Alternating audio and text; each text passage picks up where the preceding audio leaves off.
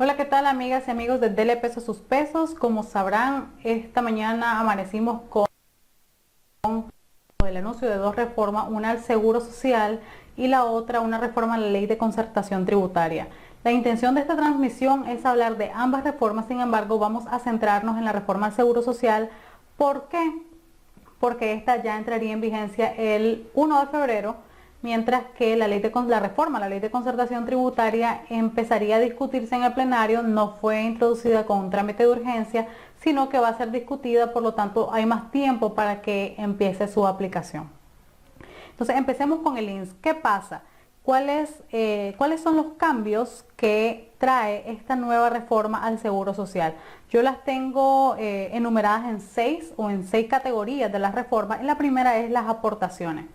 Empleadores, trabajadores y Estado estarían aportando más a partir del 1 de febrero. En el caso de los empleadores se hace una división entre las empresas que tienen menos de 50 colaboradores y las que tienen más de 50.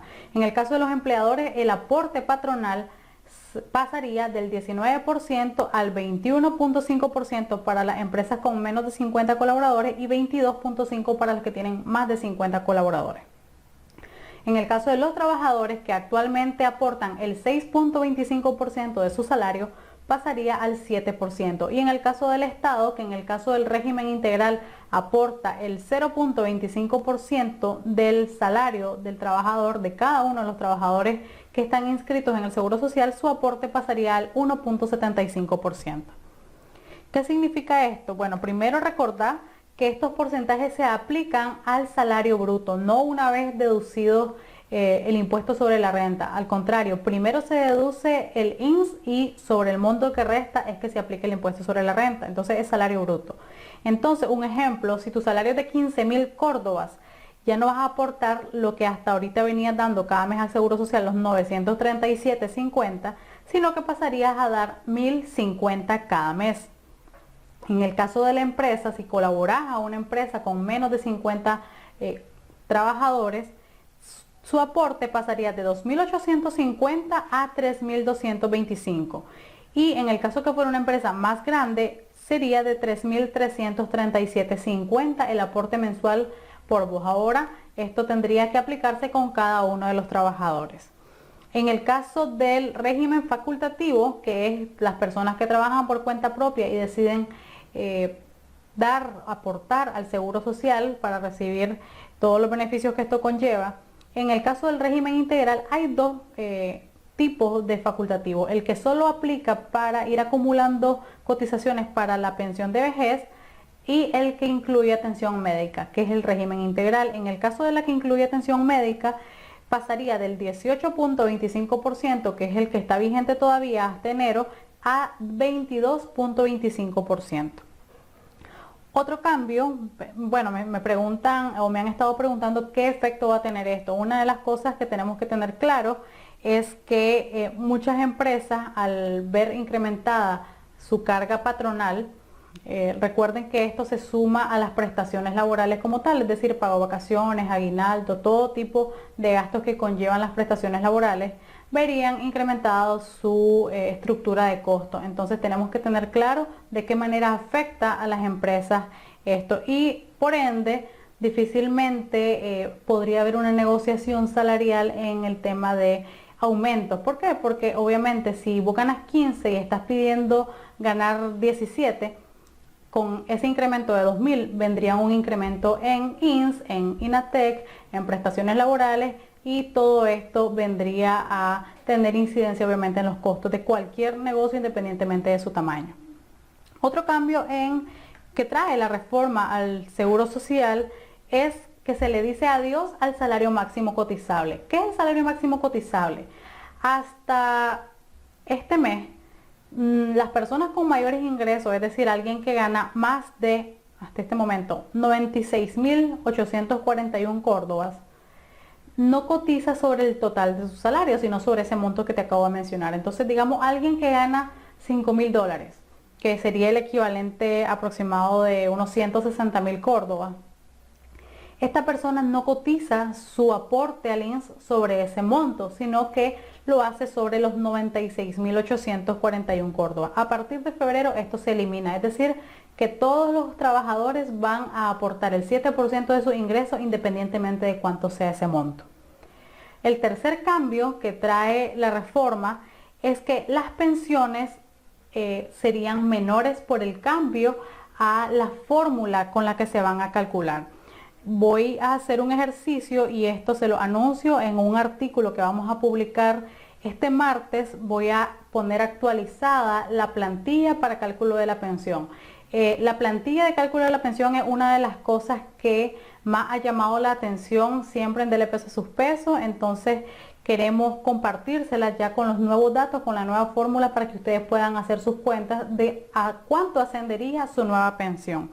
Entonces vamos a hacer el ejercicio en este momento. Vamos a poner un salario promedio, digamos que de 12.500 córdobas.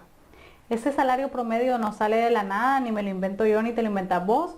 En tu informe que tenés que solicitar al Instituto Nicaragüense de Seguridad Social, vos vas a tener en la parte de abajo, te dice cuál es ese salario promedio. Entonces, estamos en este momento poniendo 12.500 córdobas. Digamos que esta persona cotizó 850 semanas. Como puedes ver, aquí está toda la fórmula, ya solo vas a cambiar los datos que están en la celda celeste. Y con la reforma quiere decir que esta persona habría alcanzado el 33.46% de su salario en concepto de pensión. Es decir, que su pensión sería de 4.182.69 córdobas. Sin embargo, la ley dice que ninguna pensión puede estar por debajo del salario mínimo. Entonces, al momento que se tramite la pensión, habría que ver cuál es el salario mínimo vigente y si el cálculo te da un monto inferior, automáticamente la pensión se fijaría con el salario mínimo. Ahora quiero mostrarles, antes de la reforma, cuál hubiese sido la pensión de esta persona. Los mismos 12.500.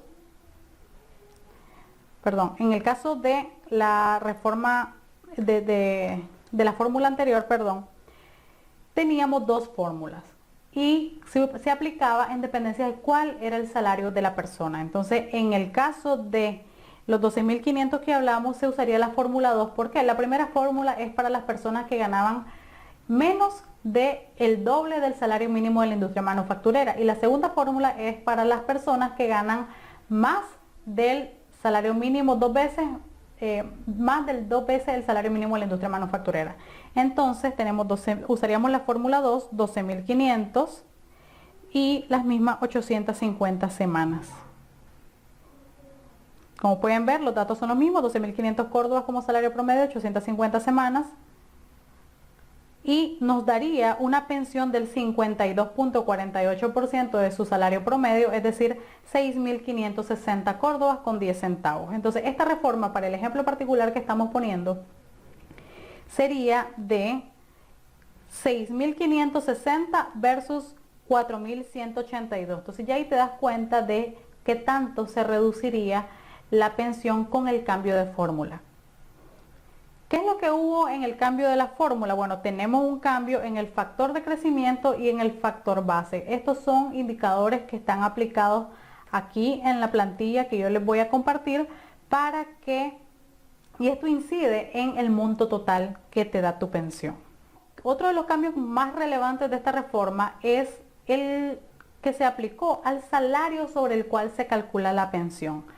Hasta enero, porque todavía no ha entrado en vigencia la reforma, es decir, que si vos ya tenés 60 años o más o conoces a alguno de tus familiares o algún amigo que tiene la edad, ya tiene la cantidad mínima requerida para jubilarse, que son 750 semanas, lo mejor es empezar el trámite ya, aunque por la cantidad de días que falten, lo más probable es que empezara a la reforma. Si estás en esa línea, indaga con el INSS a ver si puedes todavía aplicar a la todavía vigente fórmula. Entonces, con la fórmula que todavía se aplicaba o con la ley tal como estaba, había otra forma de calcular el salario promedio sobre el cual se calcula la pensión. Esto dependía del número de semanas cotizadas que tenías acumulado. y se definía de 750 semanas, que es el mínimo para aplicar a una pensión completa, hasta 1000 semanas, se tomaban las últimas 500 semanas que cotizaste divididas en dos grupos, de 250 y 250. Se aplicaban grupos y el INSS elegía el que más le favorecía al pensionado. En el caso de las personas con 1001 semanas hasta 1249, se usa el salario promedio de las últimas 200 semanas. Y en el caso de las personas que tuvieran 1250 semanas acumuladas o más, se usaría el salario promedio de las últimas 150 semanas.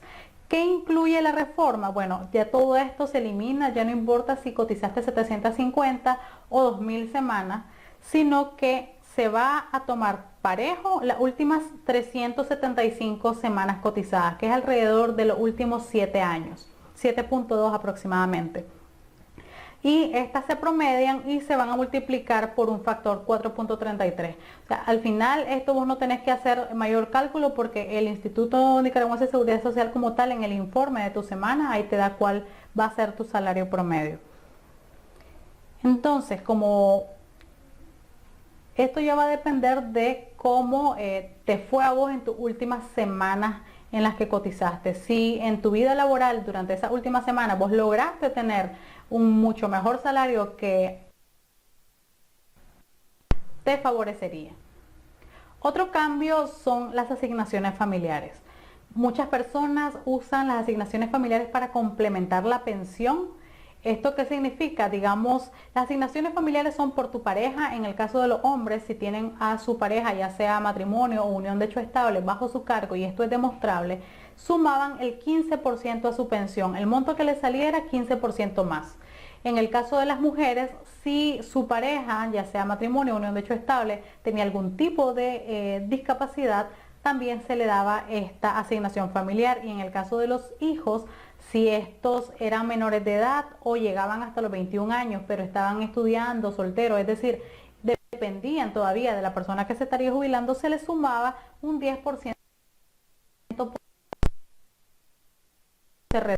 del 15% al 13.5%, y en el caso de los hijos se bajó del 10% al 9%, es decir, que ese extra que se le sumaba a la pensión en concepto de asignaciones familiares sería menor.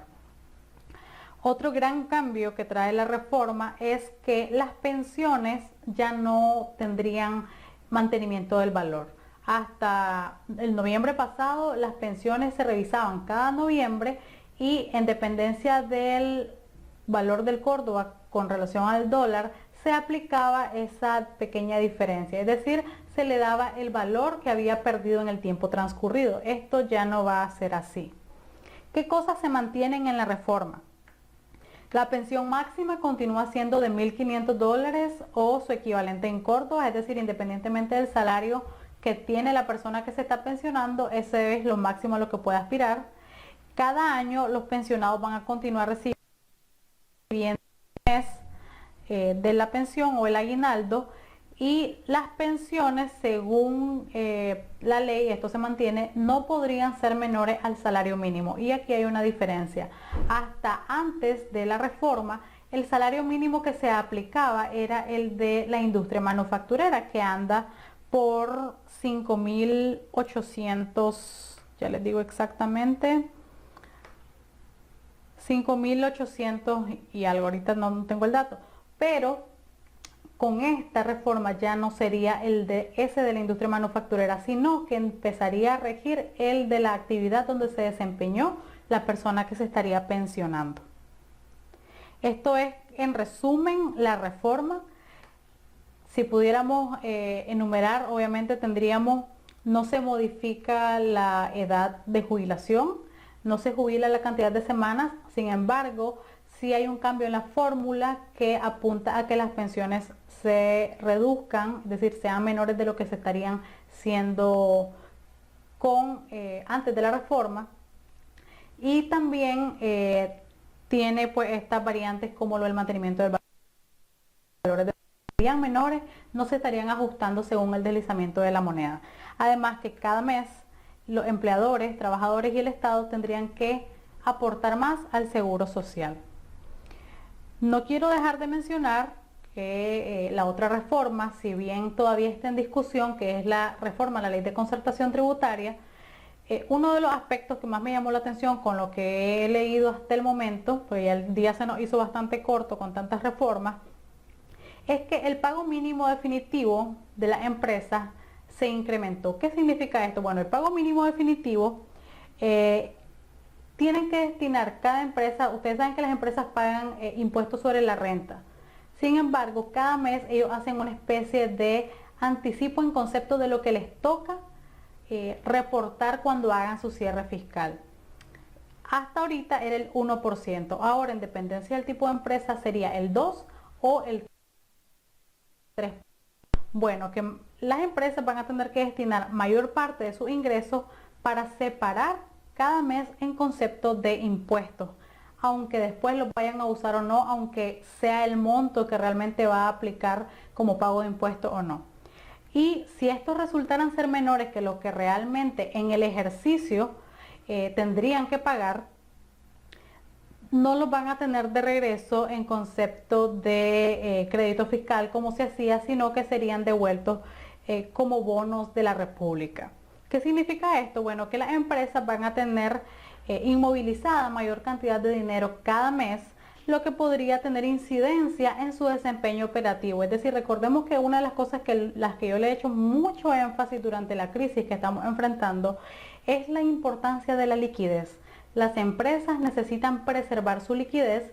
¿Por qué? Porque esto es lo que te permite tener como capital de trabajo, hacerle frente a un imprevisto, cuando se atrasan en el pago las personas o las empresas a las cuales vos les das crédito. Hay un sinnúmero de necesidades que tienen las empresas a las cuales le hacen frente con su liquidez. Y si esta se ve reducida, obviamente tendrían que tomar medidas. ¿Qué tipo de medidas? Por ejemplo, restringir gastos o hacer recortes en general. Entonces, aunque todavía no ha sido discutida la reforma, no sabemos si estos son los montos que realmente van a quedar. Quiero no dejar de mencionárselos porque si esto llegara a aplicarse junto con la reforma INS, va a haber muchos desafíos para la economía en general por todos los recortes que probablemente tendría que conllevar esta situación. Entonces les dejo la idea, ya estamos cortos de tiempo y quiero nuevamente recordarles que vamos a estar compartiendo un artículo con más explicaciones sobre estos detalles, sobre estas reformas, pero sobre todo con el archivo descargable para que puedan calcular su pensión y la de las personas que ustedes conozcan. Espero que con esto queden claros. Muchas gracias.